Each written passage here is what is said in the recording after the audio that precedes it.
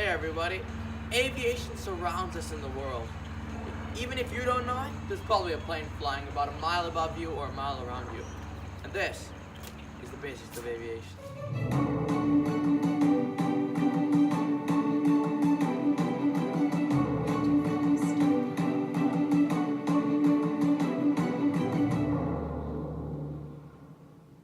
So this video of Aviation Zone, we're going to be covering the basics of aviation. It will be split into 4 parts for ease of navigation. Part 1 will be about how an airplane can fly and why we can't. Part 2 will be about components we need to fly. Part 3 will be about things such as forces like wind and gravity that airplanes need to overcome to stay in flight. And Part 4 will be a few trick shots based on Dude Perfect that I hope you enjoy. Thank you for watching and stay tuned. So as many of you know, airplanes don't ride on the ground and humans can't fly. At least I hope so at this moment. So we want to ask, why can airplanes fly? So airplanes always have wings that have wing flaps, ailerons, a thing that help them steer, as well as keep at lift. They have 2 engines, 4 engines, 3 engines, 1 engine, depending on the airplane model. Those engines produce thrust, which is basically like a big airflow pushing the airplane forward. So as we just said, airplanes have components that we'll describe later on that help them stay in flight. Now in order to take off the ground initially, airplanes provide thrust that helps them move and then adjust the angle of their wings in order to take flight. As the angle of the wings point downward, the air is forced down, pushing the airplane into a positive angle of climb. This helps the airplane climb in altitude. That is why when you see an airplane take off or land, the angle of the nose and the back of the plane is determined how fast or slow they are going down or up. So to answer the previous question, why we can't fly, airplanes, helicopters, drones, they all have vertically mounted rotors or big wings that they use to counteract the forces of gravity. The wings capture air from the below, therefore creating lift for the aircraft. They also have powerful jet engines or turbines or EDFs that help them maneuver through the air at very high speeds, reducing the amount of drag they have. Nowadays, people have invented a few human-mounted jet engines or rotors that help fly, but those are all prototypes and they're not mass-produced yet. So at this moment, that is how we can say humans cannot fly, but we can also explain what humans need to take flight. So this is part 2 of the basics of aviation video. We're going to be covering components. So let's begin. So first thing we want to do is, how can an airplane turn? So there's 2 ways they turn. One of them is called ailerons. Ailerons are surfaces on the wings that pitch up or pitch down, causing the airplane to roll, which is the term used for airplanes turning right or left side. As airplanes turn, unlike cars, they do not just go horizontally and just do that. They actually roll and then turn themselves. That's why it's called roll. Other way of airplanes turning are known as rudder.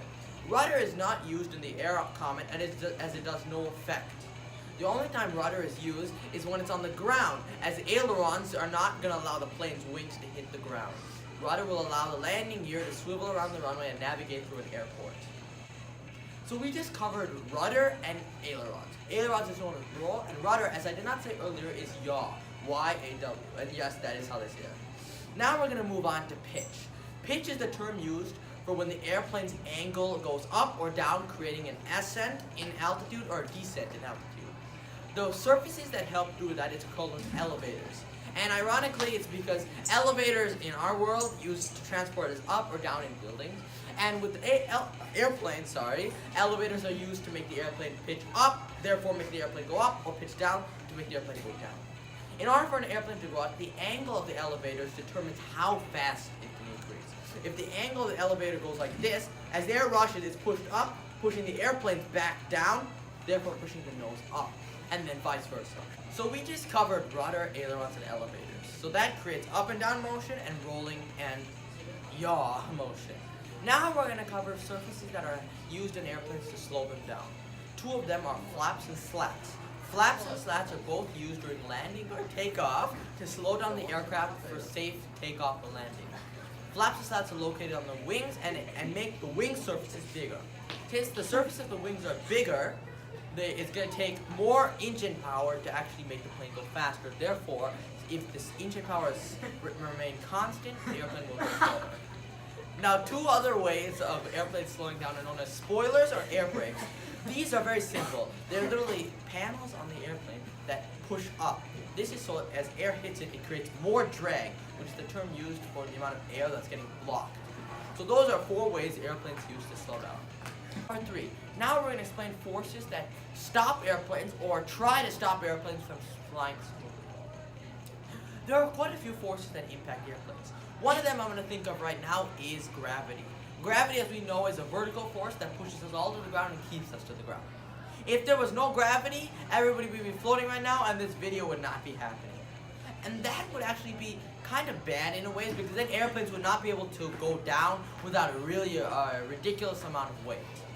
Since gravity exists and it cannot be overcome, airplanes have to have so much power that with a little angle of the wing, it'll make a big effect on the pitch. And as we just resulted earlier, pitch creates the altitude of the plane to go up or down. So that is basically how nowadays airplanes can overcome gravity. One other thing they do is supersonic jets have different types of wing. They have delta wings. They have very little drag, so they can have lots of power just exerted to making the plane go forward, angled in any direction possible. So that is how airplane makers overcame gravity. So one other force to carry, and just to recap, not everything I'm saying right now is everything that exists. There are a lot of other forces, a lot of other components, there's a lot of other ways airplanes can fly. But I'm trying to go over the ones that are basic and that everybody will understand and comes first to mind. So the other force I'm thinking of is wind. Wind is an all-directional horizontal force that acts as a tailwind, which pushes from behind, headwinds that pushes from forward, crosswinds, which can push sideways from right or left. So I think we're going to rank each of the winds from best to worst for any of the captains of airplanes. So headwinds and tailwinds are usually what people want, as they do not affect the position of the plane on a runway. Headwinds will often slow down the plane and require the plane to have faster takeoff speeds and slower landing speeds. I mean faster landing speeds. Sorry. And then tailwinds need slower landing speeds as the tailwind is pushing the airplane forward.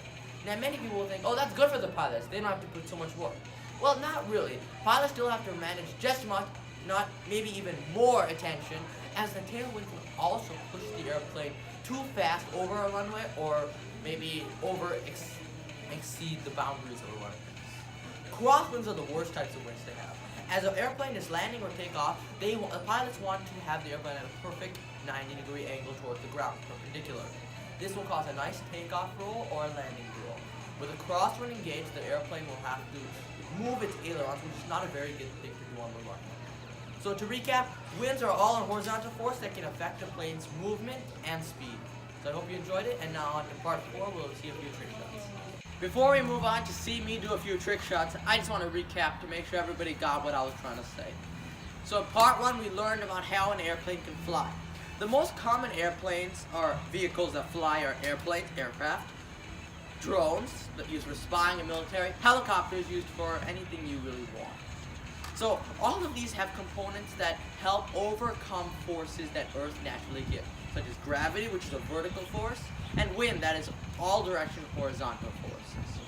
Some of the components include ailerons for horizontal forces in the air, rudder for horizontal forces on the ground, elevators to go up or down, landing gear for landing and takeoff, fuselage for carrying people, and many more. All 3 of them have their similarities and not so much similarities. But they all can survive in Earth's atmosphere and can carry us around the world. So I hope you enjoyed watching the first video of Basics of Aviation. Stick around for the next video, History of Aviation. And sit back, relax, and watch the trick shots happen.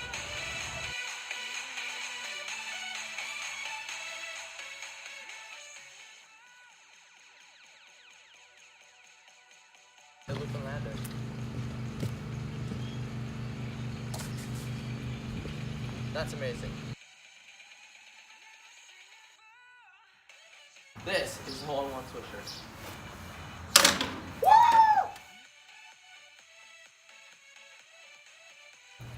This is the balloon popper. We got a toothpick attached to the front of our glider, a balloon there that needs popping. This is the balloon popper. Woo! Yes!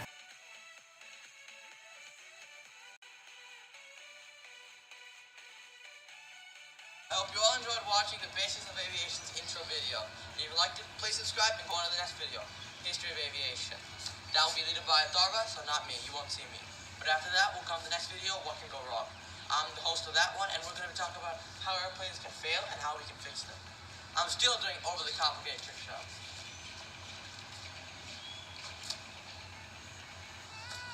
So I hope you all like and subscribe to this video, and I'll see you then. And that's a long distance field goal.